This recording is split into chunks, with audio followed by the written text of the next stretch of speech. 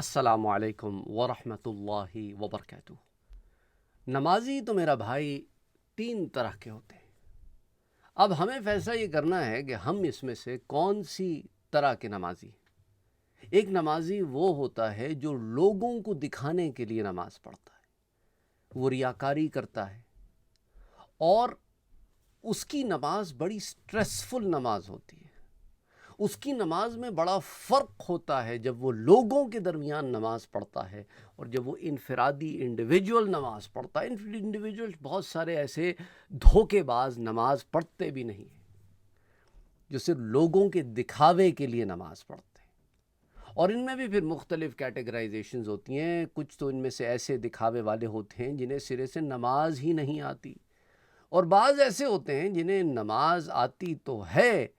پر پتہ وتا کچھ نہیں ہے، بس وہ یہ کوشش میں لگے ہوتے ہیں کہ لوگوں کے سامنے عزت بندی رہے۔ سیکنڈ کیٹیگری نمازیوں کی وہ ہوتی ہے جو اپنے لیے نماز پڑھتے ہیں۔ نماز پڑھتے ہیں، اللہ کی عبادت کرتے ہیں، لیکن ان کی سیلف سیٹسفیکشن کے لیے وہ نماز پڑھتے ہیں کہ نماز پڑھنی ہے تو پڑھنی ہے، نہیں پڑھوں گا تو بے چینی ہوگی، نہیں پڑھوں گا تو میرے ذمے ایک حق ہے جو ادا نہیں ہوگا۔ تو فریضے کے طور پہ نماز پڑھ لو، رسماً ہی صحیح، وہ دکھاوے کے لیے نہیں پڑھتے، پر ان کی نمازوں کا اثر ان پر کوئی زیادہ نہیں ہوتا۔ ایک فریضہ ادا ہوتا رہتا ہے، وقت پر نماز پڑھتے ہیں، مسجدوں میں بھی نماز پڑھتے نظر آتے ہیں، گھروں میں بھی پڑھتے ہیں، پابندی کے ساتھ پڑھتے ہیں، قائم کرنے کی کوشش کرتے ہیں، پر ان کی ذات کے اراؤنڈ ان کی نماز گھومتی رہتی ہے، ان کی ذات سے باہر اس کا اثر نہیں جاتا، وہ نماز ان کے دلوں تک نہیں پہنچتی، ان کے معراج کا سبب نہیں بنتی۔ نماز پڑھنے کے باوجود بھی فرق کوئی نہیں آتا، دل سخت رہتے ہیں،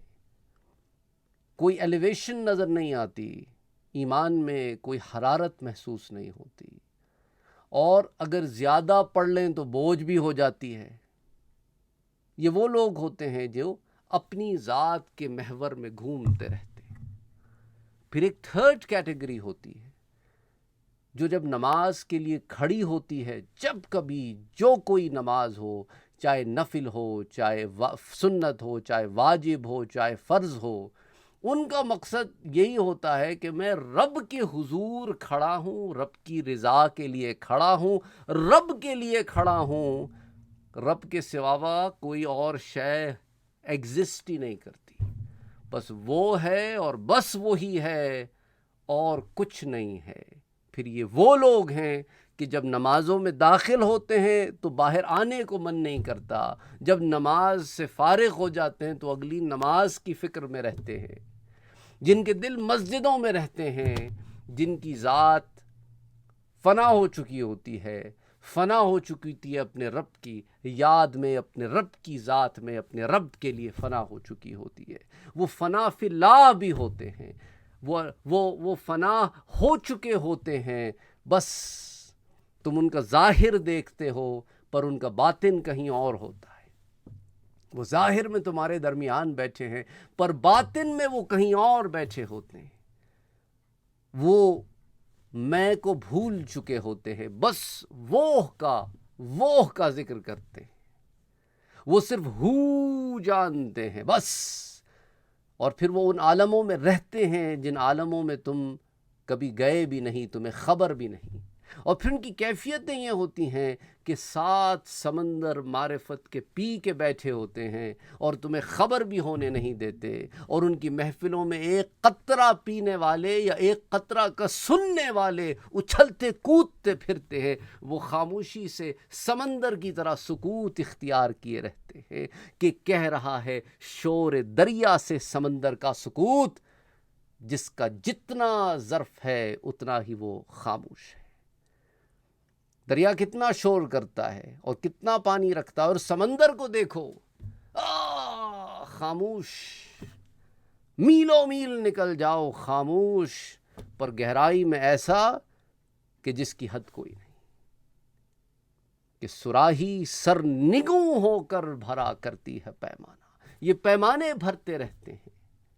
یہ صراحی بنے رہتے ہیں،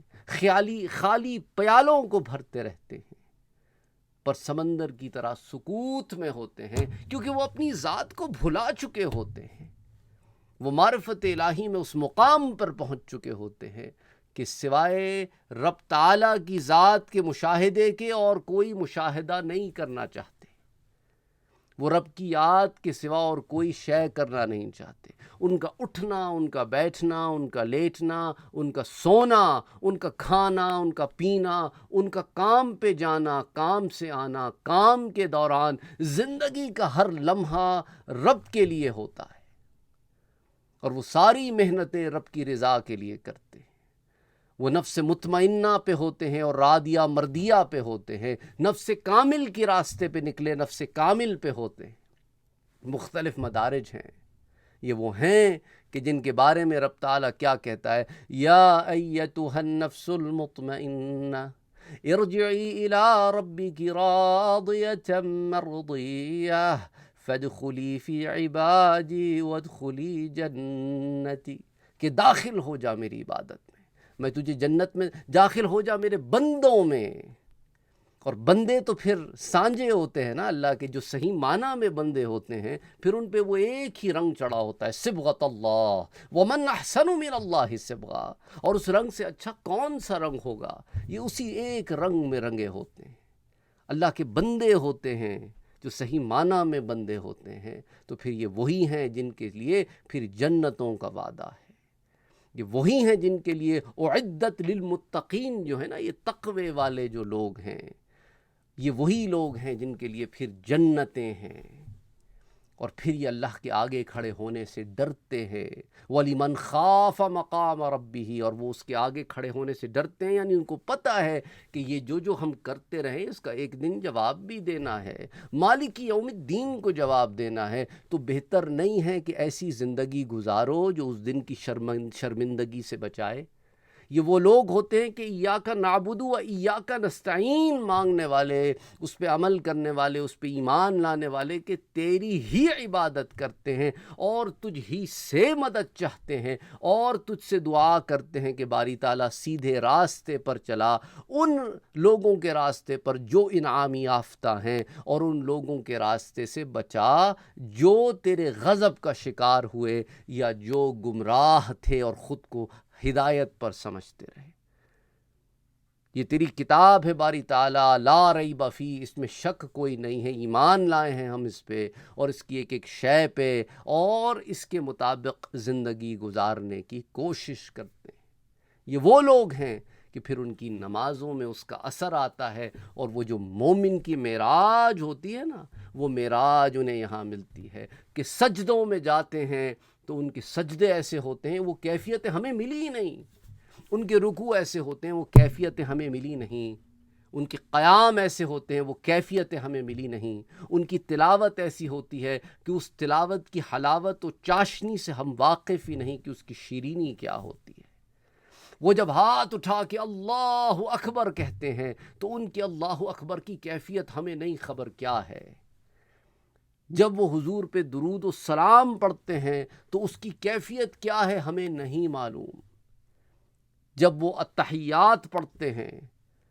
اس کے اندر جو الفاظ کی ادائیگی ہے ہمیں نہیں خبر کہ وہ کس کیفیت میں انہیں پڑھتے ہیں۔ سبحان ربی الاعلیٰ اور سبحان ربی العظیم، ان کی کیا کیفیت ہوتی ہے ہمیں خبر ہی کوئی نہیں۔